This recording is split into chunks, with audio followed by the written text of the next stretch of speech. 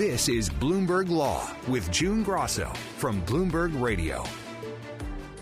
It's a case that could lift long-standing constitutional limits on government support for religion and further erode the separation of church and state. And the sharp ideological divide on the Supreme Court was apparent in the oral arguments over whether to allow the first publicly funded religious charter school in the nation. Four of the conservative justices seemed to be firmly on the side of the charter school, St. Isidore of Seville Catholic Virtual School, suggesting that Oklahoma is unconstitutionally disfavoring religion by requiring its public charter schools to be secular. Justice Brett Kavanaugh called it rank discrimination against religion. And then you come in and you say, oh, we're a religious school. It's like, oh, no, can't do that. That's too much. That's scary. We're not going to do that. And our cases have made very clear, and I think those are some of the most important cases we've had, of saying you can't treat religious people and religious institutions and religious speech as second class in the United States. But the three liberal justices emphasized that taxpayer-funded religious schools would entangle church and state in violation of the Establishment Clause of the First Amendment. Here's Justice Sonia Sotomayor. Because the essence of the Establishment Clause was we're not going to pay religious leaders to teach their religion. That is and has always been the essence. And here we're paying Catholic leaders, Catholic teachers. You can only be a teacher in this school if you're willing to accept the teachings of the Catholic Church.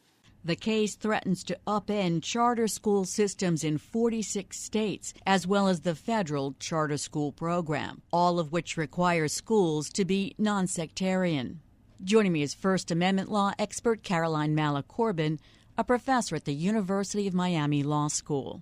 Caroline, tell us about the background of this case. Basically, Oklahoma has a charter school program, as do most states, as a matter of fact. It's supposed to be another alternative to regular public schools. And the school board charged with approving charter schools approved a Catholic charter school. A Catholic charter school would violate the Oklahoma Constitution.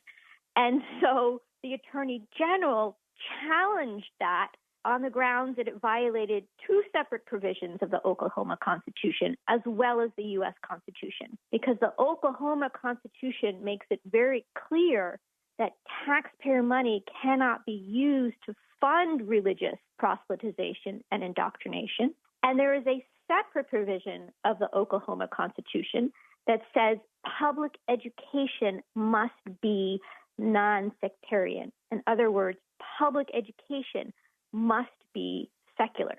There is also, of course, the U.S. Constitution's Establishment Clause, which has long been understood to ban direct funding using taxpayer money to fund religious education, religious proselytization, religious indoctrination. And the Oklahoma Supreme Court said, you know what?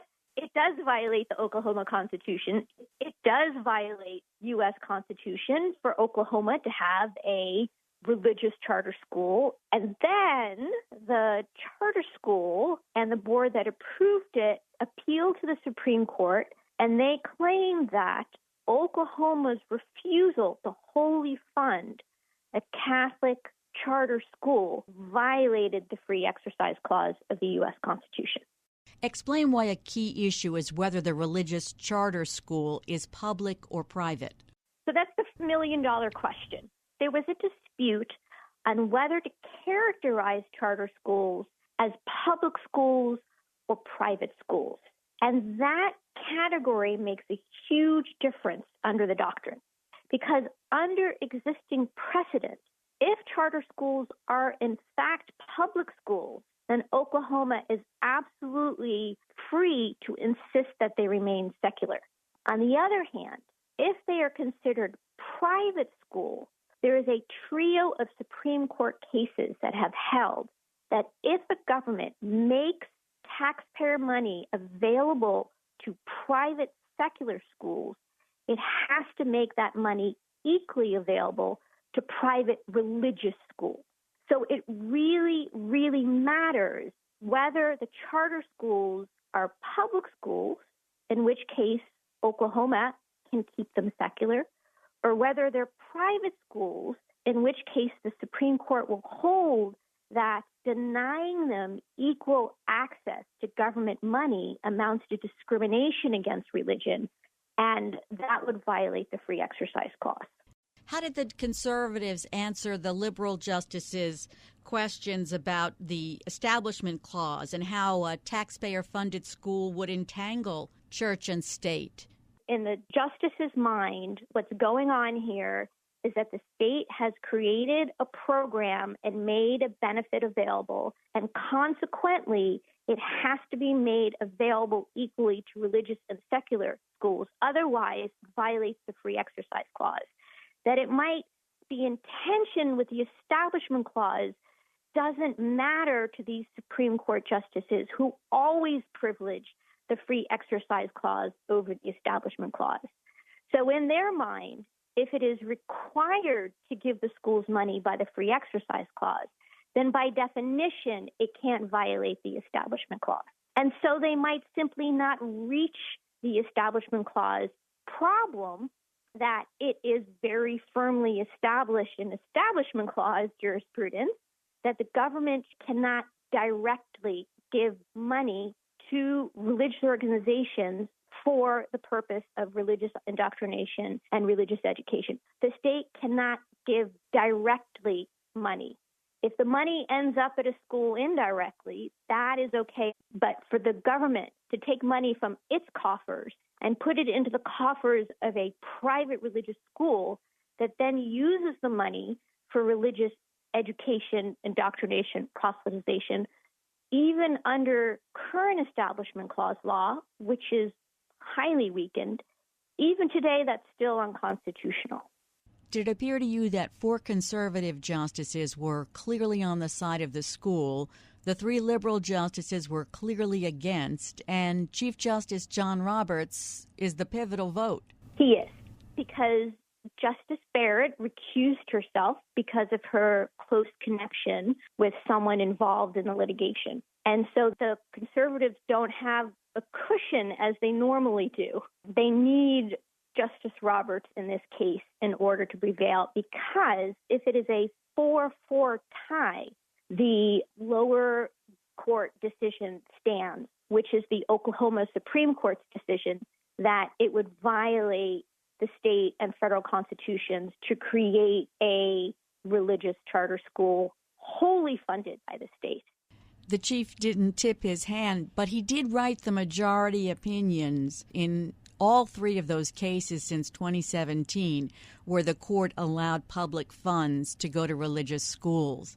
And I thought it was remarkable that Justice Kavanaugh acknowledged that there has been what he called a different constitutional understanding since Congress established the federal charter school program in 1994. At that point, it was considered constitutional to discriminate against religious entities. And that's some of our case law has changed that and said, no, it's not constitutional. And this different constitutional understanding is a constitution without the Establishment Clause. Because it's very important to realize that religious organizations are treated differently under the Constitution. They get certain benefits under the Free Exercise Clause. So, for example, religious schools are entitled to a ministerial exemption, which means that their teachers can't bring discrimination claims. It means that they often get extra tax breaks that others do not. There are definitely benefits to being a religious school. But it had long been the understanding that being religious brought not only special benefits, but also certain restrictions. And one of those restrictions was for example, limit on the kind of funding you could get from the government. And so there was long this balance, the benefits from the Free Exercise Clause, the restrictions imposed by the Establishment Clause. But what the Roberts Court has done in reconfiguring the religious liberty clauses, it has expanded the privileges privileges of religious organizations while eliminating the prior limits. And one way they've been doing that is with this sleight of hand. What were previously understood as Establishment Clause limits on, for example, government funding, now has become religious discrimination. So again, one of the basic premises of the Establishment Clause is that the government does not fund religion in various ways. The Supreme Court generally pretends the Establishment Clause does not exist and insists that any time the government does not fund religion, it is discriminating against religion because it's funding secular organizations.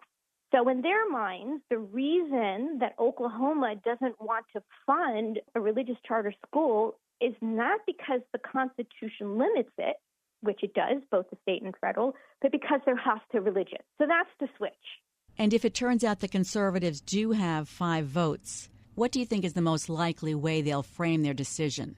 They conclude that these are private schools, and accordingly, under existing precedent, the state has to give them the same opportunities of state funding as they give private secular charter schools. And there they would insist that this is no change in the law whatsoever. It's just a continuation of their previous rulings that hold that if the government makes a benefit available, it has to make it equally available to private religious schools and private secular schools. And if that's the decision, I'm sure there'll be at least one blistering dissent. Thanks so much, Caroline. That's Professor Caroline Mala Corbin of the University of Miami Law School. Coming up next, endangered species may become even more endangered. I'm June Grasso, and you're listening to Bloomberg.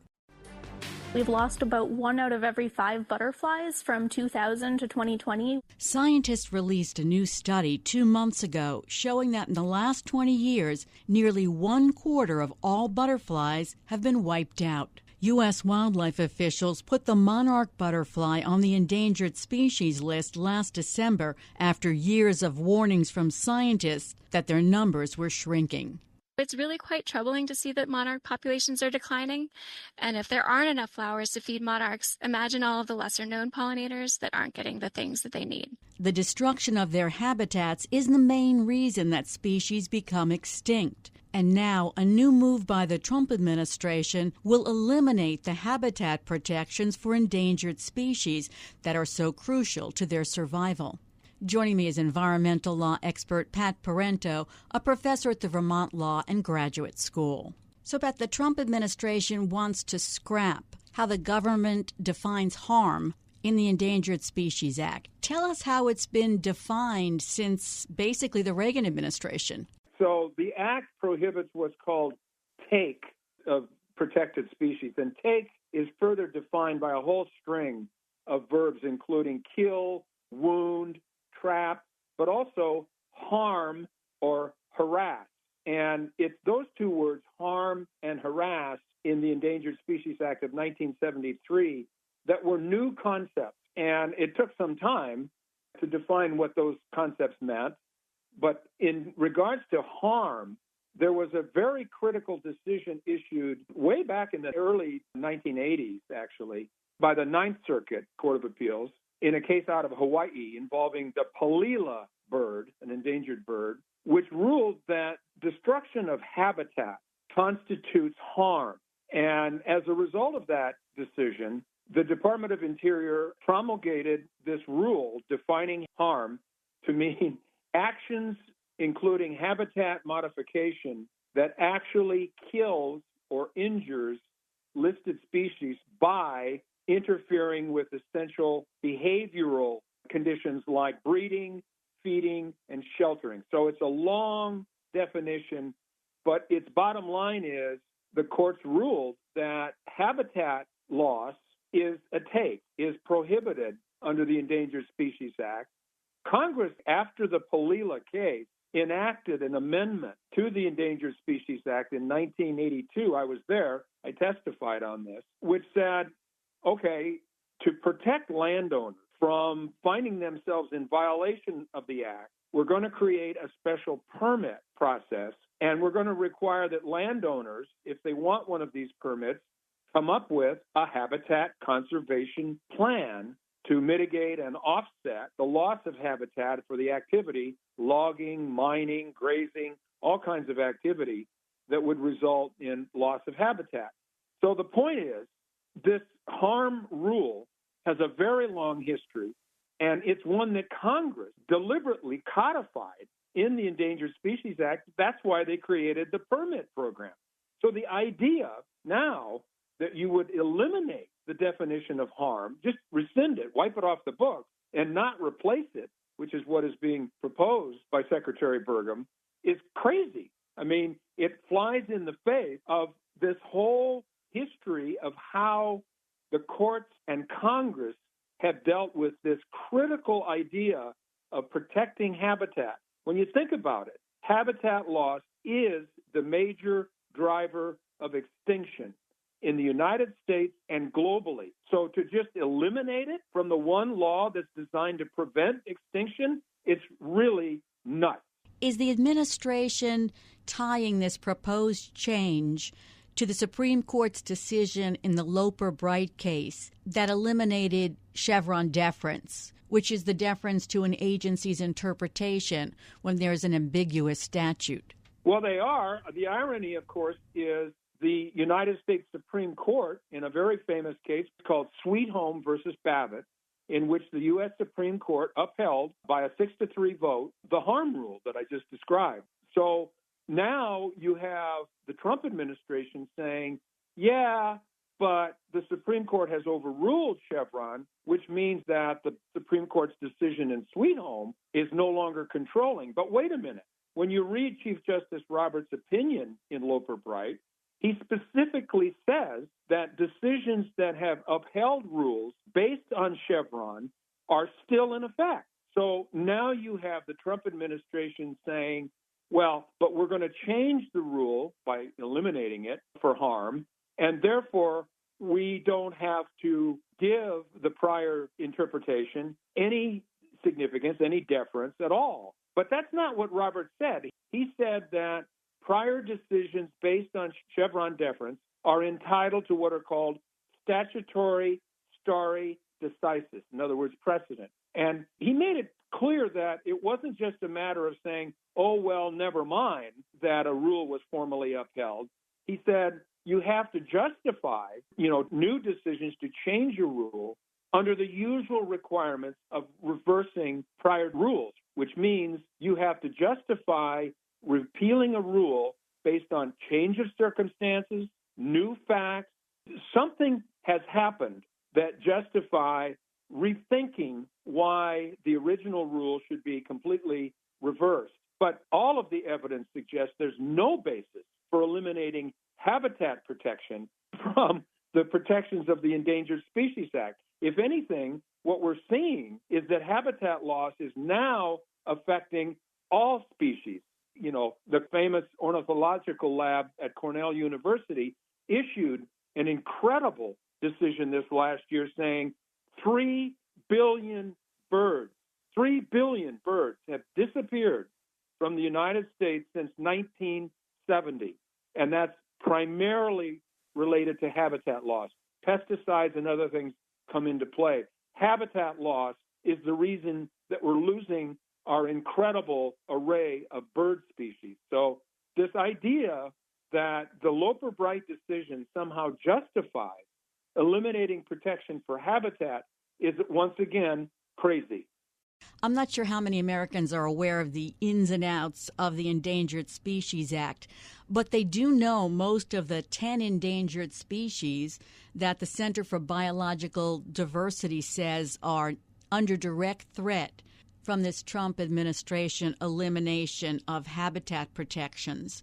They include monarch butterflies, manatees, northern spotted owls, green sea turtles, whooping cranes, and Florida panthers. At one time, you could measure the abundance of monarch butterflies in the billions. And the western population of monarch butterflies has been reduced by, I think, something like 80%, maybe more, and is really in danger of extinction. It's incredible to think that butterflies that used to light up the landscape all across the United States. I mean, it's like the passenger pigeon. Flocks of passenger pigeons, history says, used to darken the skies throughout much of the central part of the United States, and then just were gone. And we're seeing the same thing with species like monarch butterflies, and we've got an administration, that wants to eliminate or to substantially weaken the one law that's designed to prevent that. It's really quite remarkable. So then do you think that when this is challenged in the courts, that the administration will lose? Yes, they should, and they will. Now, when it finally goes back to the Supreme Court, we'll actually see whether Justice Roberts, sort of caution in the Loper-Bright case stands up. In other words, is he going to look at this question of, can you just simply wave your hand, and eliminate this harm rule without any justification at all, other than to say we don't think it's the single best reading of the statute? That's the rationale that the Trump administration is using to repeal the harm rule. And by the way, the Trump administration is not going to get any deference for that interpretation either. That is the central message of Loper-Bright. Nobody, no agency gets deference anymore under Loper-Bright, including Trump. Is this elimination of habitat protections about making it easier to build, log, and drill for oil? Yeah, I mean, it's property rights, it's landowner rights in part, although what we've seen with the harm rule in place is that there have been millions, more than 20 million acres of lands, private lands, that have been conserved under this incidental take permit program I mentioned, and allowed logging and mining and other activities to occur just with offsetting mitigation. So it's not true that the harm rule has prevented anything. There's no evidence that any landowner has suffered what's called a taking, a constitutional taking of property as a result of the Endangered Species Act. Never. So the whole idea that you have to eliminate this one mechanism of protection is simply wrong. There's no fact, no evidence. If you look at the proposed rule to rescind the harm rule in the Federal Register, and by the way, the comment period is still open until May 19th for those who are interested in that, you can go look at it. It's a very short statement. We're simply repealing the harm rule. We're not replacing it. We're just pretending like we're going to erase the word from the statute, which, of course, violates canon number 1 of statutory interpretation, which is every word of a statute must be given effect. You don't just erase it because you find it difficult or whatever. You have to do something with it, and the proposal is to do nothing with it, to just erase it as if it never existed. Pat, a finger-sized fish has been caught in the net of politics and the debate over California's water resources. On Thursday, House Republicans, in a vote that went down party lines, passed a bill to take the longfin smelt off the endangered species list, even though its population has declined by 99%. That sounds endangered to me. So this is the longfin smelt, a cousin of the even more controversial delta smelt. And these are 2 of actually 6 species of fish protected under the Endangered Species Act. So, this is just the latest evidence that this ecosystem in the San Joaquin Delta of California is collapsing. It's literally unraveling before our very eyes, and it's all related to water use, primarily for agriculture, but for cities and others as well. So this is at the center of what has been a multi-decade battle over how to manage water in California. The longfin smelt has been reduced by 99%. It used to be a major source of prey for other larger fish like salmon and trout, but it's been absolutely decimated. So, taking it off the endangered species list is essentially a death warrant. It may follow its cousin to virtual extinction. We'll see if that bill passes the Senate. Thanks so much, Pat, as always. That's Professor Pat Parenteau of the Vermont Law Graduate School. Coming up next, tensions get unusually heated during a Supreme Court oral argument. I'm June Grasso, and you're listening to Bloomberg. We will hear argument first this morning in Case 24-249, AJT versus Osseo Area Schools. Supreme Court oral arguments take place in a rarefied atmosphere where civility is prized and your opponents are not adversaries but rather friends on the other side.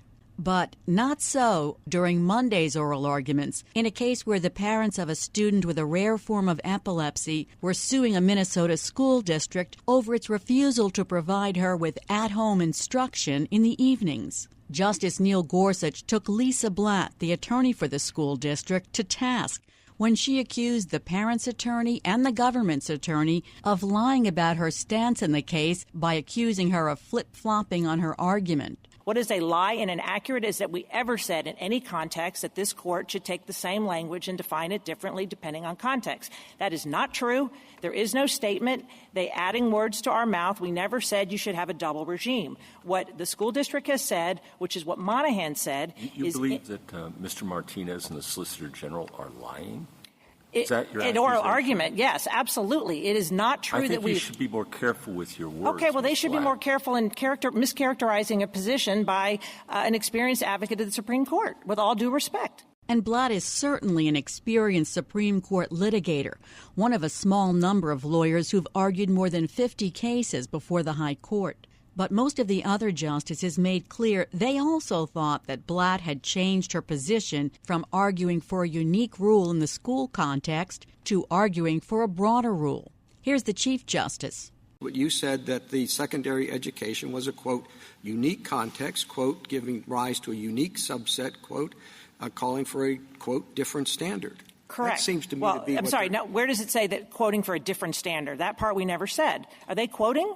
Well, they've got quote marks around it. Where's the page?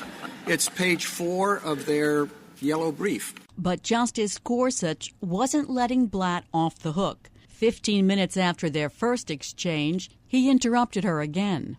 Ms. Blatt, yeah. I confess I'm still troubled by your suggestion that your friends on the other side have lied. Okay, let's pull it out. Yeah, I think we're going to have to here. And I'd ask you to reconsider that phrase. An oral argument. If I might. It was incorrect. Incorrect sure. is fine. Well, lying. People make mistakes. Okay. You can accuse people of being incorrect, but That's lying, fine. Ms. Blatt, if I might finish. Sure. Lying is another matter. Page 1 of your brief in opposition. Gorsuch then proceeded to read long quotations from her brief in the case, raising his voice when Blatt tried to interrupt him, and ending with this conclusion. One can interpret those perhaps different ways, but surely one can interpret those perhaps different ways, but surely a reasonable person could interpret them as arguing for a special rule in the educational context, correct? No, only because of the Ms. text. Blatt. Okay, well, a reasonable person, all of those emphasize the unique context of primary and secondary education and the need for a special rule, don't they? Fine, but what I'm objecting to... Fine. Then would you withdraw your accusation? I'll withdraw it. Thank you. That's okay. it. And that's where it ended. Joining me is Bloomberg Law Supreme Court reporter Kimberly Strawbridge Robinson, who heard it all. Kimberly, the oral arguments are usually very civil. Even when questioning gets aggressive, you rarely even hear raised voices. That's right. I mean, there's a level of decorum that's expected within the Supreme Court, even while debating, really hotly contested issues. And I think one of the things that really sort of demonstrates this is that the advocates are encouraged by the justices to refer to opposing counsel as my friend on the other side. You'll even hear attorneys correct themselves if they say, my opposing counsel, they'll quickly correct themselves and say, as my friend on the other side said. So it really is a place that's defined by civility. Tell us about the case at the court on Monday involving a Minnesota school system, generally what it was about. I think the broadest level of this case is about disability discrimination in public schools. It's a very technical case on the interaction of several federal statutes, but at its heart, it's about when schools can be held liable for disability discrimination. And Lisa Blatt is certainly an experienced Supreme Court advocate. She's argued something like 54 cases before the Supreme Court. Yeah, she's one of a handful of individuals who can claim that sort of milestone, and she's the only female to do so. She has a really distinctive style It's very casual and very straight to the point. But, the justices do really seem to enjoy her oral advocacy. She has sparred with some of the justices in the past, but, often they'll laugh at some of her comments that she makes. I think people tend to think that she gets away with things that, other even experienced advocates cannot. And, that's really shown through her record of the court. She has an unusually high success rate at the U.S. Supreme Court. Yeah, I found her tone with the justices a lot less reverent, let's say, than other advocates. But explain what led to this confrontation with Justice Gorsuch. Well, this is a case by parents of a disabled student who's suing a Minnesota school district. And as they sort of understood the case as it came to the Supreme Court, they thought it was a very narrow case. And during oral argument, the parent's advocate, who himself is a seasoned Supreme Court veteran, said that the school district had sort of pulled the rug out from under the justices and had changed course in the Supreme Court and advocated for a much broader, much drastic sort of request than what they thought that the case was about. And then when Lisa Blatt got up to argue for the school district, she said that wasn't a correct characterization of their stance. And she actually accused the parents' attorney, as well as the federal government's attorney, who was on the side of the parents in this case, she accused them of lying. And it's really that accusation that really got under the skin of several of the justices. So was Justice Gorsuch seemingly the most upset? He raised his voice and said, "Be more careful with your words." And then it got more heated later on. Yeah, he was definitely the one who was most upset. But I will say that several of the justices seemed to indicate that they sort of agreed with the parents' attorneys and with the federal government here in the categorization of the school district's stance. And so that made it all the more worse when Blatt said that, those who were holding that view were lying. But Justice Gorsuch was the most verbal and most clearly upset. He did tell her that comment you said to watch her words. And then later in the argument, he came back to the issue, saying he was still troubled by it and really urging Lisa Blatt to withdraw her statement, which she did. But as the parents' attorney said on rebuttal, really it was done under duress. It certainly was. And Justice Sotomayor even suggested that Blatt might have violated the court rules. Yeah, along the way, Justice Sotomayor pointed out that the Supreme Court rules really admonish counsel to bring it to the attention of the justices if they think that there's, some issue with the kinds of questions that the justices are hearing. Obviously that way the advocates and the justices are not surprised. And she suggested that, it was Blatt who was the one who was acting inappropriately here, and that if she really thought that the argument was supposed to be much broader, she should have made that more clear in her briefing. So was the dispute basically about whether there's a heightened standard in the educational context? And then Blatt said it should be in every context. That's right. The question I think that the parents thought that they were answering, that the federal government thought that they were answering, and it was obvious from arguments that the justices thought they were answering was, in suing for disability discrimination, parents of school children have to make a heightened showing in order to hold schools liable. And it's a showing that doesn't apply outside the educational context. And that is actually the law in many circuits. Some circuits have gone the other way. It's created sort of, this circuit split that is quintessential of the cases that the Supreme Court decides to hear. But we heard on Monday that the school district agrees there's no special standard for schools, but Lisa Blatt argued that heightened standards should apply across the board to all disability discrimination cases, even those, for example, with employment. And the justices were really surprised by that argument. That has not been the law in any circuit, and they were really resisting Blatt's request to say that for the first time in the Supreme Court in this case. So then did it seem like a majority of the justices were siding with the parents? It did. There are a couple of paths that the Supreme Court can take. They sort of picked at a lot of them, particularly before this Gorsuch-Blatt interaction. There was a lot of talk about the different methods or ways that the justices could side with the parents. I'm not quite sure what they'll do, but I don't think that they're going to be, at least not yet, taking on Blatt's broader request to apply a heightened standard across the board. And veteran court watchers were also surprised by the hostility displayed in this exchange. They were. I mean, as I mentioned before, Lisa Blatt does have a very distinctive advocacy style at the court, but still people were surprised with sort of the hostility between the exchange between her and Justice Gorsuch. You mentioned that he raised his voice several times. That doesn't usually happen in the Supreme Court. Many were surprised that she sort of didn't take the hint and withdraw her comment before, a lot of pressure from Justice Gorsuch. We have some people who said they've never seen Justice Gorsuch be that angry on the bench, and I certainly, listening to it, quite surprised that it was an interaction that was happening at the Supreme Court. It just shows you how different the Supreme Court is, because in a trial court, one lawyer accusing another of lying might not even cause a ripple. Yeah, at the Supreme Court, it's just different. Again, there really is this expectation of decorum. And, again, I can't emphasize enough how important it is, for advocates to speak to each other with respect, and particularly to speak with the justices. And I think, one of the things that got Justice Gorsuch so upset was that Lisa Blatt seemed to keep trying to interrupt him. And at several points, he admonished her to let him finish. Even raising his voice one time, saying, "I'm not finished." So I think it was just a combination of a couple of things that sort of made it rise to the level that it did. We'll have to see what happens next time Blatt appears before the Supreme Court. Thanks so much, Kimberly. That's Bloomberg Law Supreme Court reporter Kimberly Strawbridge Robinson.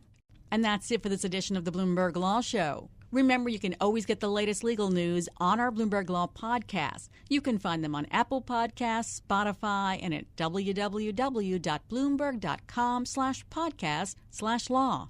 And remember to tune into the Bloomberg Law Show every weeknight at 10 p.m. Wall Street time. I'm June Grasso, and you're listening to Bloomberg.